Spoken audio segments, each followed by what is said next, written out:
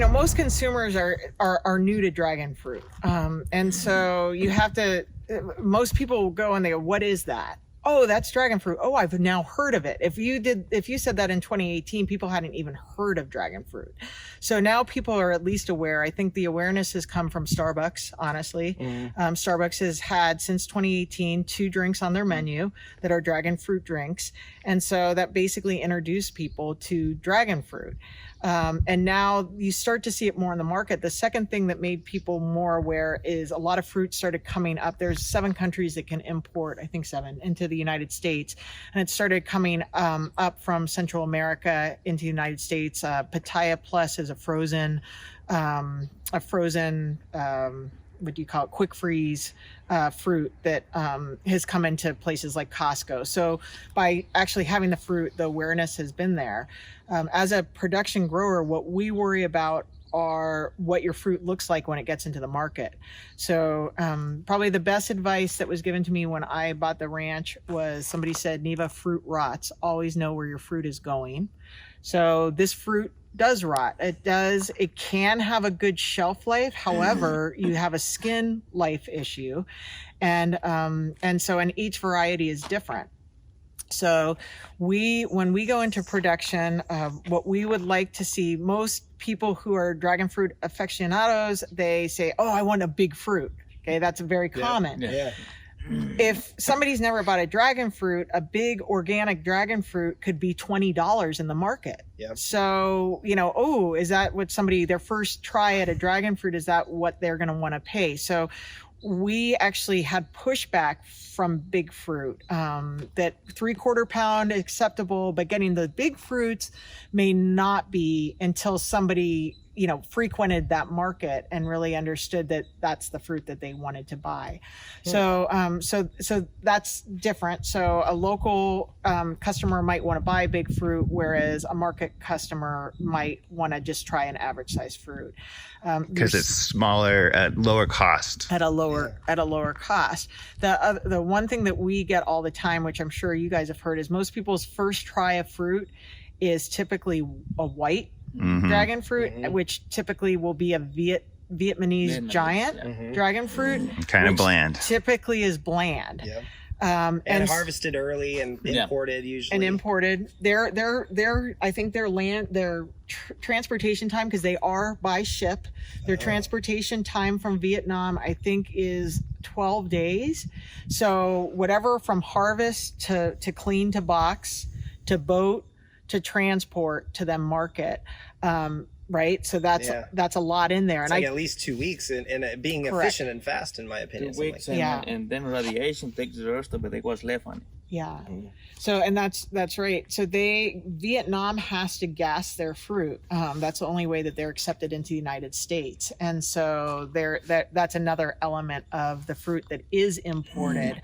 And so that was one of the reasons why Julio and the old owner had grown organically, and we certified organic, was we felt that we have a really positive story to tell, that we go to market with a very natural product. It's an advantage. And it is an advantage. So the other part with the fruit, is your skin. And so this is where we've had a lot of debate, is a variety such as Axe is never really turns pink. So it's green and it turns kind of a yellowy, a little brown when it's really ripe. And so that might not look pleasant to the consumer in the marketplace. So they were looking for bright colors, salmon colored, red. Where those Thai whites, they look really good, but they don't taste that good. Right. So we have the other thing too is, because the marketplace hasn't really settled, you will see signs that say white, red dragon fruit, yellow dragon fruit. But the red dragon fruit is referring to the skin, and yet it's white inside. And so the marketplace has kind of messed that up. So they're really confused now, the consumers. And the marketplace has confused the consumer. So when we see it, we try to have our wholesaler unconfuse the market to make sure that they're saying it right. So red flesh, white flesh is the first break in what's supposed to happen in the marketplace. Because you can't necessarily determine, if we had a whole field of physical graffiti, we could send to the marketplace physical graffiti and call it that, but it's just not a perfect world with dragon fruit. And so when we go to market, we may send 100 cases of 50 of those might be physical graffiti, 25 might be robless. And we found that it was too hard to try to get a variety into the market because it would be a 1 week shot and you never know how many pounds that's going to be. So we go to marketplace still with what we call magenta flesh. And so that's now going back to the big 5. So now you're going white, red, magenta? So white, red, magenta. Perfect. I think that's good. How we determine magenta is the most flavorful fruit. So we call it California magenta, and that is something that is going to be full-bodied fruit effect. So a lot of people who don't know dragon fruit, I compare it with apples. And so this is really easy if anybody's talking to somebody that doesn't know. So, okay, do you know apples? Do you know the Gala apple? So the Gala apple is a very inexpensive apple. It's pretty. Yeah. It's a pretty apple. When you bite into it, it's just pretty bland. So I consider the Gala apple and Vietnamese white the similar. So that is the similar. That's a good analogy. Then I have the pink lady apple or the Honeycrisp apple. They're big, they're full bodied. You bite into it, you get a lot of flavor burst. Sweet tart, right? So this whole thing going on. Layers of complexity. That's it. Yeah. And so that's exactly what a California magenta fruit would taste like. And so with that, American Beauty we found had that, Purple Haze has that, Dark Star has that, Physical Graffiti has that, and Robles has that. An interesting thing that we had with Robles, it's not in my first season, it was an okay flavor profile. I would say a 7.5. And this year, our flavor profile, last year I said, geez, Robles are tasting better. And this year I said, Robles tastes almost better than American Beauty, which, trust me, I'm American Beauty girl. And so I was like, what? And we just found from maturity, cross-pollinating, fertilizer, water, everything, that Robles flavor profile has enhanced. I would give it an 8.5 plus. And so you can actually change flavor profiles through cross-pollination. When we just picked Vietnamese giant, and they were smaller. I don't know what they were pollinated with, but they were tangy. They actually had flavor. They were pollinated with Robles. So by cross-pollinating, we actually changed the flavor profile of a very bland Not so much fruit. The color, but the flavor, right? But the flavor. So I just literally cut into one because I wanted to see if it was bland, and I was like, whoa, this actually had some flavor. It's not, it's nothing. So do you think using like a Robles red, a complex pollen, the pollen of a complex fruit is going to improve maybe a more bland variety? Is that kind of what you guys are thinking? I can say in my experience, and I think Julio will back me up on this, in my experience, we have changed flavor profile, and it's because of pollen. That's amazing. So that's a really important factor. And I eat the fruit all the time. I'm trying it all the time, and I 3.5 years, and I would say like, wait, that doesn't taste like what it's supposed to. And so that's when you go back, or you could cut open a fruit that typically was less seed dense, and it literally looks like a Robles, which is a higher seed density fruit, and it looks like a Robles inside. And you're like, whoa, that was pollinated with a Robles. Because it had Robles pollen, so it took some of the traits. So, interesting. That's really interesting. And I think when my first Pizza Haya Festival, I asked a question because they were talking about cross-pollinating.